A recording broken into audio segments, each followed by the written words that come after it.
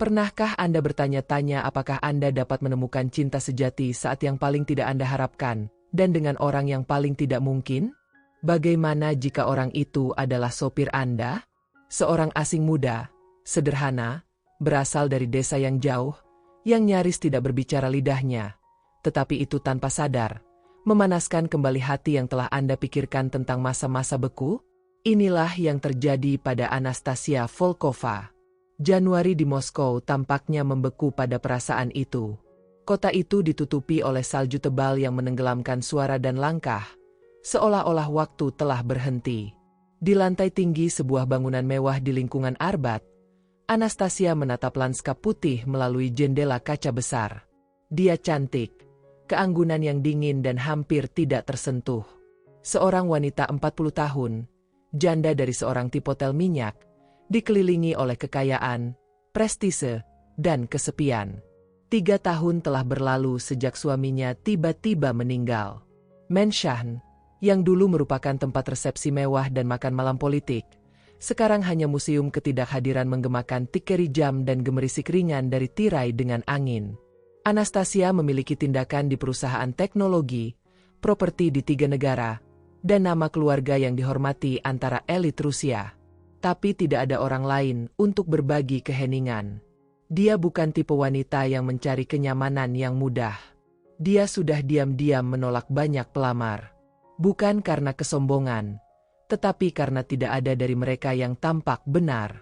Tak satu pun dari mereka membawa hal penting itu, keaslian. Semuanya mulai berubah dengan kedatangan pengemudi pribadi baru, seorang anak laki-laki bernama Raffi Darmawan. Dia datang melalui agen internasional yang menghubungkan pekerja Asia Tenggara dengan keluarga kaya di Moskow. Dia masih muda, 24 tahun, gelap, bijaksana, selalu sangat sopan dan berhati-hati dengan gerakan dan kata-kata. Ada sesuatu dalam cara dia membuka pintu mobil, bagaimana dia menghormati ruangnya, ketika dia berbicara menatap matanya. Tidak ada keserakahan, tanpa niat kedua. Hanya menghormati. Pada awalnya Anastasia sedikit memperhatikan kehadirannya. Dia adalah satu lagi di antara banyak karyawan yang mengorbit di sekitarnya. Tetapi selama beberapa hari, dia mulai memperhatikan. Untuk cerita-cerita yang diceritakannya dengan suara rendah, tentang desanya di Jawa, tentang aroma pasar pada hari Minggu, tentang ibunya yang menjual makanan di pameran dan adik perempuan yang masih bermimpi menjadi seorang guru. Semuanya tampak jauh dari Rusia. Sangat panas, begitu penuh kehidupan, aroma, warna. Suatu hari, selama kilau yang sangat kuat, Anastasia menyaksikan dari jendela kamar tidur sementara Raffi dibersihkan dengan sekop tua salju yang terakumulasi di dalam mobil. Tangannya gemetar dingin, namun dia tersenyum. Senyum yang pemalu tapi tulus. Dia merasakan sesuatu yang aneh di dadanya. Itu bukan kasihan. Itu ketakutan. Bagaimana jika dia pergi? Bagaimana jika pria muda yang tanpa sadar mengembalikan warna apapun ke dalam hidupnya, menghilang seperti salju yang meleleh di atas aspal? Dari sana, semuanya berubah. Anastasia mulai merindukan percakapan di kursi belakang mobil. Pertanyaan sederhana Raffi tentang suasana hati, tentang musik yang diputar di radio, tentang Rusia. Dia mulai tertawa lagi. Merasa. Lihat. Bukan sebagai wanita kaya dan janda, tetapi sebagai pribadi, dengan rasa sakit, kenangan dan harapan. Suatu pagi, di tengah rute menuju pertemuan di pusat keuangan, Raffi memecah keheningan dengan frasa yang dipotong sebagai pisau. Maaf, Bu, tapi aku mungkin tidak bisa bekerja minggu depan. Anastasia menatap tablet. Bingung. Kenapa kamu akan pergi berlibur? Dia ragu-ragu. Ibuku sangat sakit. Aku harus kembali ke Indonesia. Aku tidak tahu berapa lama. Keheningan yang terjadi selanjutnya lebih padat daripada salju di luar. Anastasia memandang keluar jendela, tetapi tidak melihat apa-apa lagi. Sesuatu di dalam dirinya memberi jalan. Keruntuhan emosional yang kecil. Untuk pertama kalinya dalam beberapa tahun, dia ingin seseorang tinggal. Pada hari-hari berikutnya, lingkungan antara keduanya menjadi Tidak ada lagi percakapan yang santai. Udara berat, syarat dengan perasaan mereka berdua menghindari penamaan. Ketika hari pertandingan tiba, Anastasia pergi ke garasi hanya untuk melihatnya pergi. Dia berterima kasih padanya, membungkuk dengan sopan dan memasuki lift dengan koper tipis. Dan kiri, ketidakhadirannya mengambil alih rumah lebih cepat dari yang dia bayangkan. Mobil itu diparkir. Kursi belakang kosong. Layar ponsel sekarang menunjukkan pesan-pesan lama, di mana ia berterima kasih kepada peluang kerja dan menginginkan kesehatan. Pesan formal tetapi tulus. Salah satunya berakhir dengan kalimat, "Jika nasib mengizinkan kami, saya berharap dapat bertemu dengan Anda suatu hari nanti."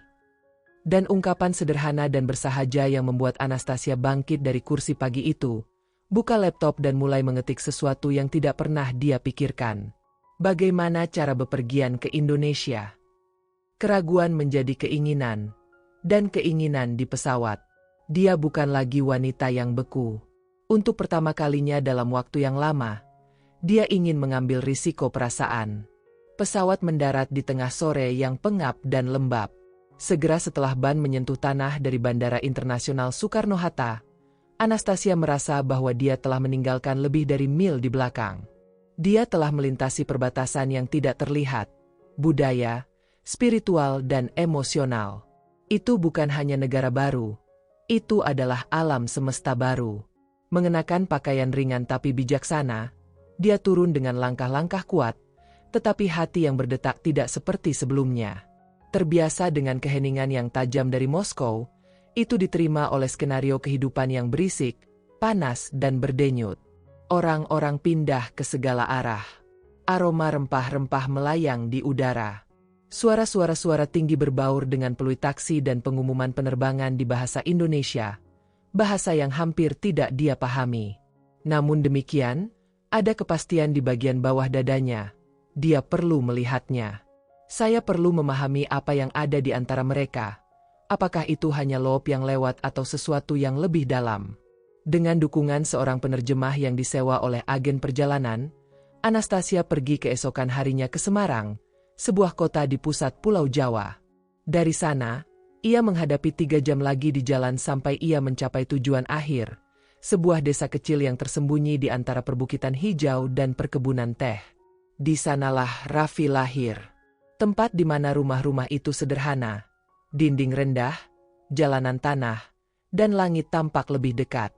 Kesan pertama adalah perpindahan. Tidak ada yang teringat dunia dari mana dia berasal. Kehidupan di desa itu terbuat dari rutinitas yang hampir koreografi, pasar saat fajar, doa-doa saat senja, anak-anak berlari tanpa alas kaki di pedesaan. Semuanya anehnya indah, tetapi juga membingungkan. Untuk pertama kalinya, Anastasia adalah orang asing. Ibu Raffi adalah orang pertama yang menerimanya.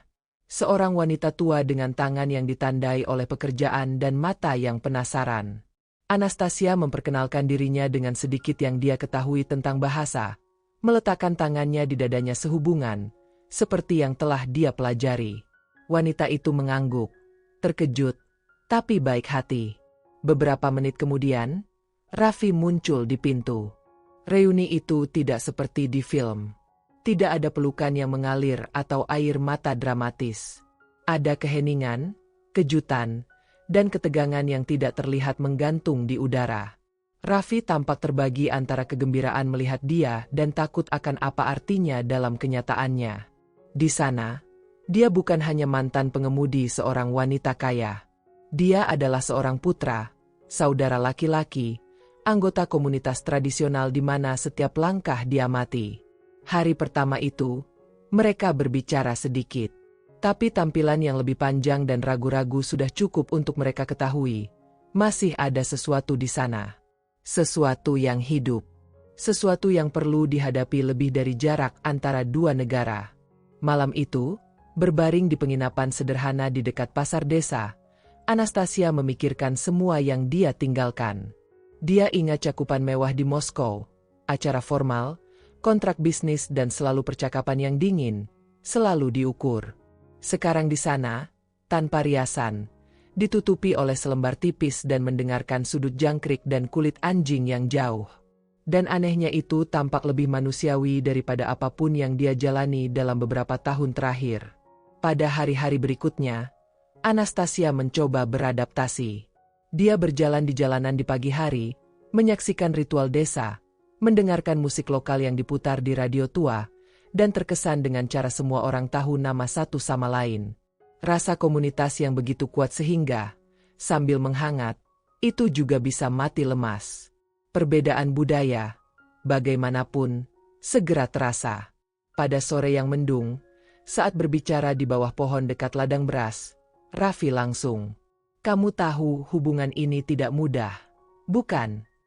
Anastasia mengangguk dalam keheningan.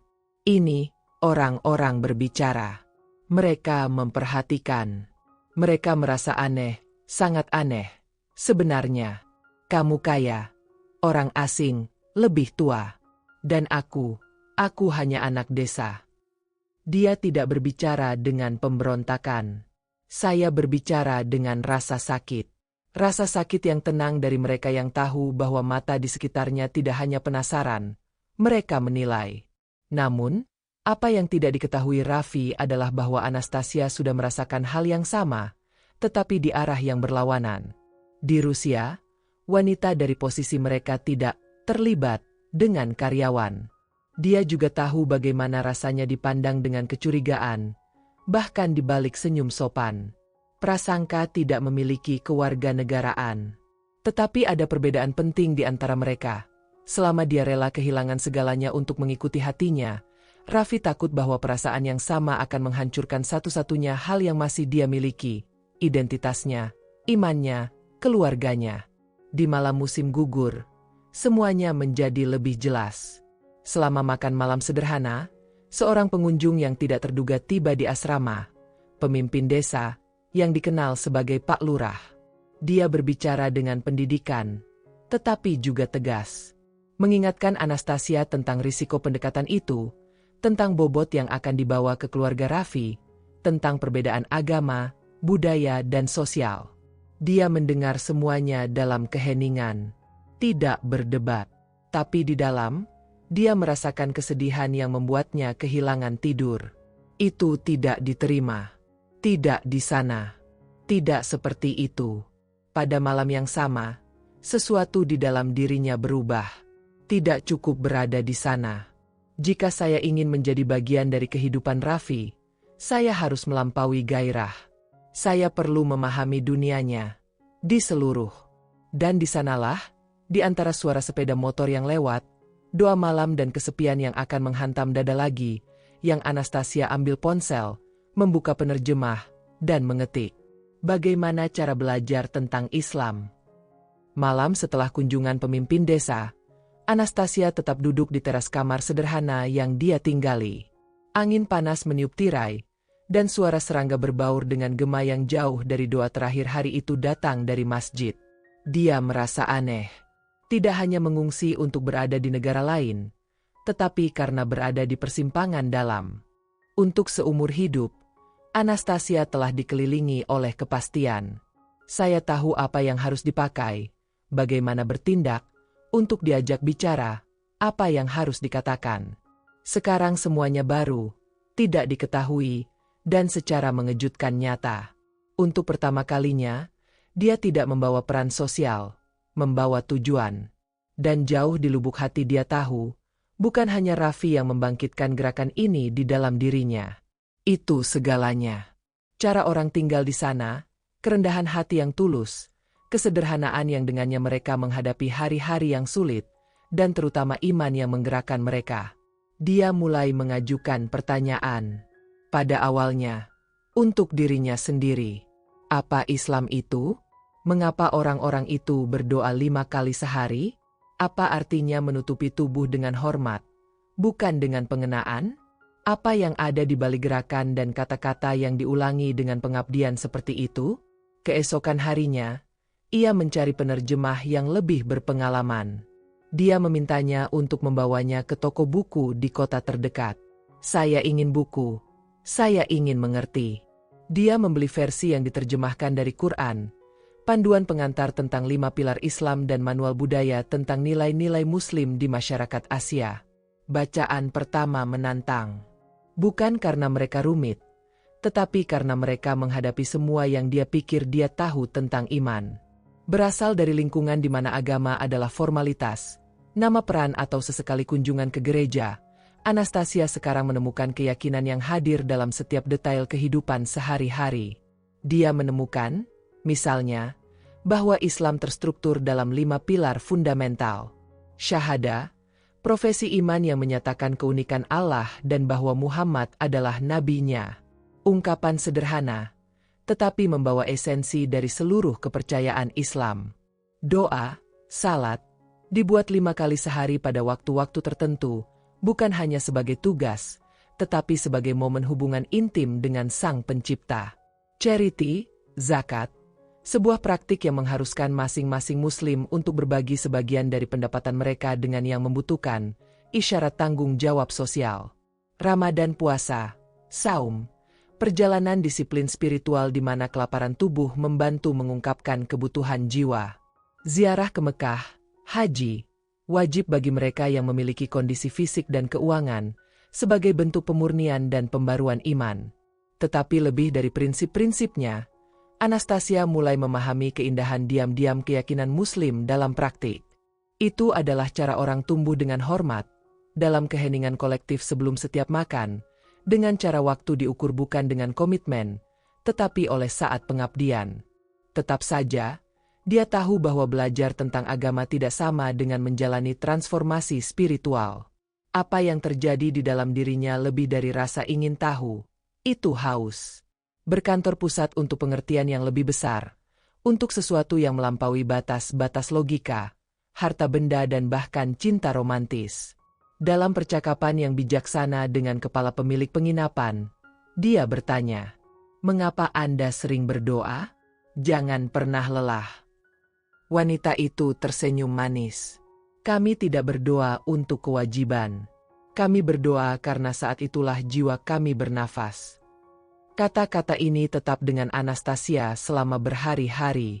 Dia mulai mengamati kebiasaan itu dengan lebih hati-hati. Saat berjalan melalui pasar, melalui pedagang menutup toko mereka selama beberapa menit untuk berdoa, bahkan di bawah panas yang terik. Anak-anak berhenti bermain untuk menemani orang tua mereka ke masjid. Kaum muda membaca Quran di bawah pohon sebelum tidur. Dan yang paling penting, tampaknya tidak ada yang menindas siapapun untuk mengikuti kebiasaan ini. Itu adalah pilihan, jalan yang diterima dengan hati. Dan mungkin, untuk alasan itu, sangat kuat. Dengan menemukan kembali Raffi, pagi yang sunyi, di dekat kem teh, Anastasia berbicara lebih tenang dari sebelumnya. "Aku tidak hanya datang untukmu. Aku datang karena sesuatu di dalam diriku ingin memahami apa yang kamu wakili." Raffi tidak segera menanggapi. Tatapannya terkejut, tetapi juga kelegaan.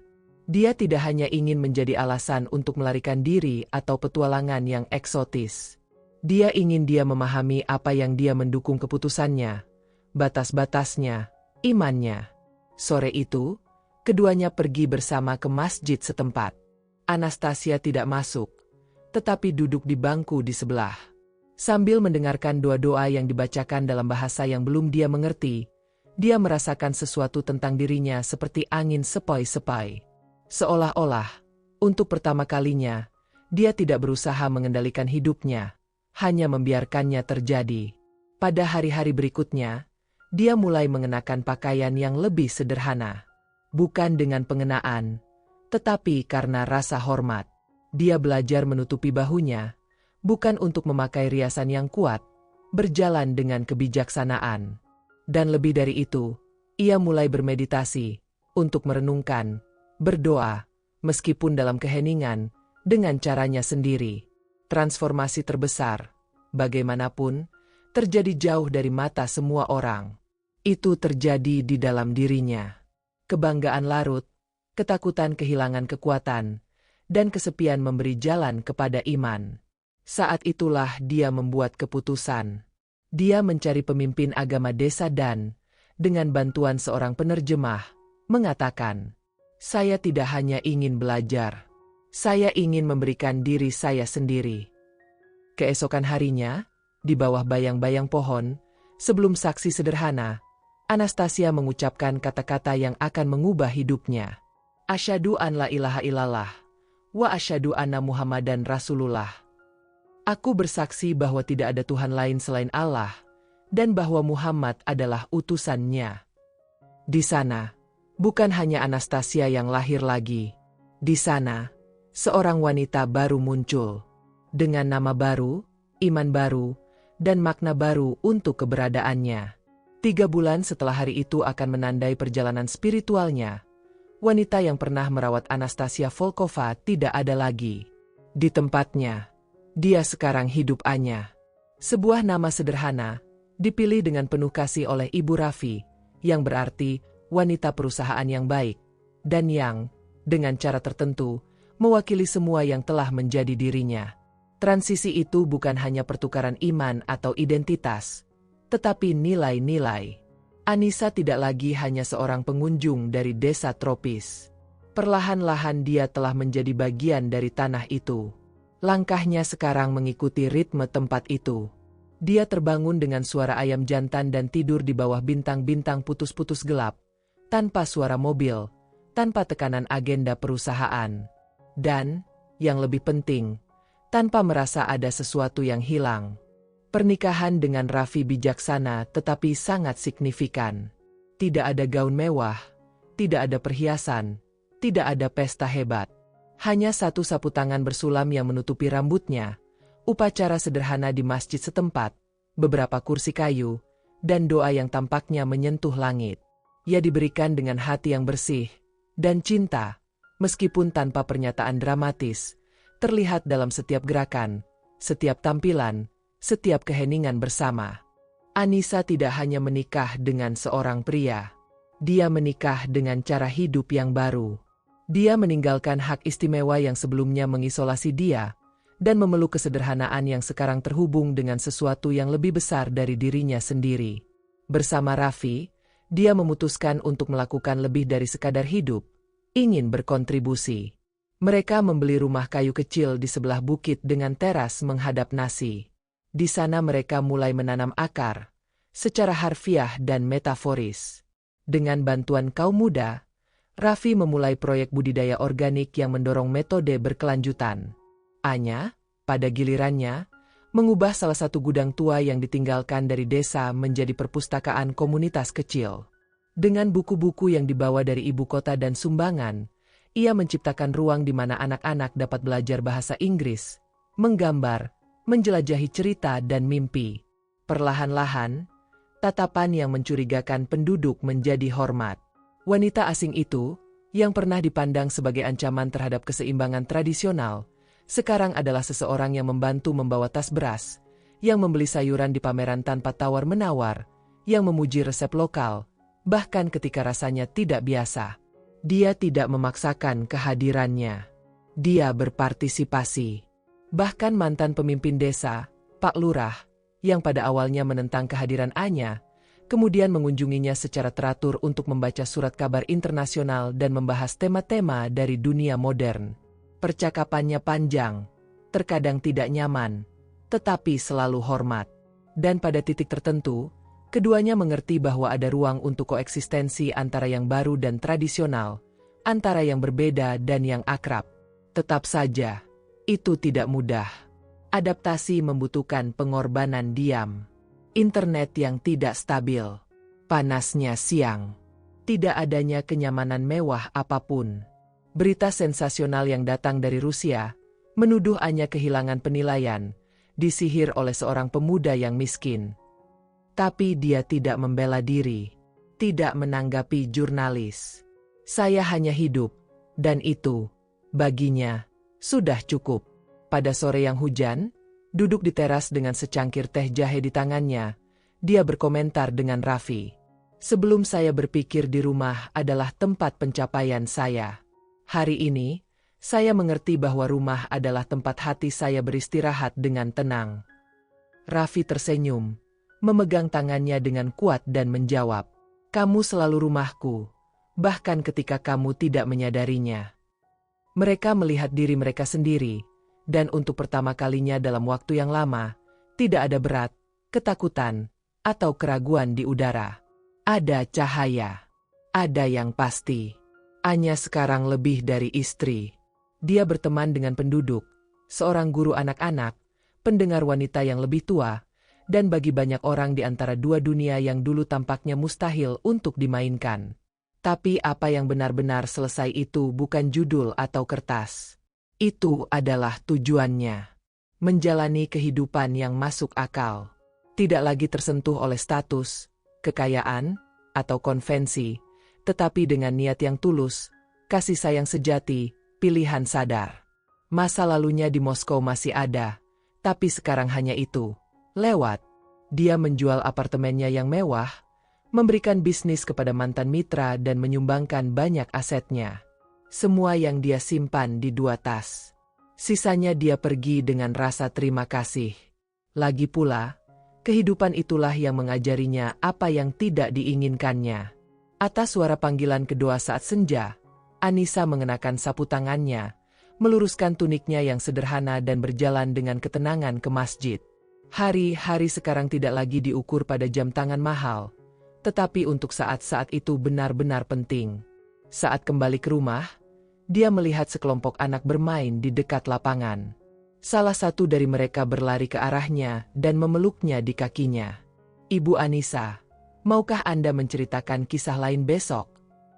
Dia tertawa, berjongkok dan berkata, "Besok saya bercerita tentang seorang wanita yang mengira dia memiliki segalanya, tetapi hanya menemukan apa yang dia cari ketika dia memutuskan untuk mendengar hatinya." Anak itu tersenyum tanpa pengertian, tetapi Anissa tahu bahwa suatu hari dia akan mengerti. Karena beberapa cerita seperti ini, mereka tidak membutuhkan kemewahan, tidak ada akhir yang spektakuler. Mereka hanya perlu benar. Dan dia, sekarang, akhirnya, dalam luasnya dunia, mudah tersesat. Di tengah kota yang bising, janji harian, ambisi profesional dan hubungan kosong, banyak yang tidak menyadari kemana mereka pergi, atau mengapa. Anastasia, suatu hari, adalah salah satu dari orang-orang itu. Dunianya konkret, figur dan komitmen, dan bahkan dengan semua itu di sekitar, dia merasa tidak terlihat.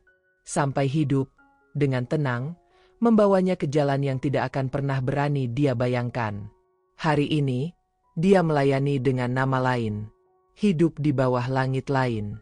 Realitasnya telah berubah, tetapi bukan dunia yang mengubahnya. Itu dirinya sendiri. Anissa mengerti bahwa pertemuan yang sebenarnya tidak terjadi antara dua orang, tetapi antara jiwa dan kebenarannya. Bukan cinta untuk Raffi yang menyelesaikannya. Inilah yang dia temukan dalam dirinya untuk mencintai tanpa topeng, tanpa konvensi, tanpa jaminan. Di sanalah dia menemukan jawabannya.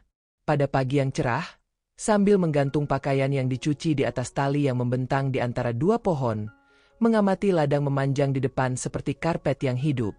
Angin mengguncang dedaunan, dan di kejauhan panggilan doa yang lembut terdengar.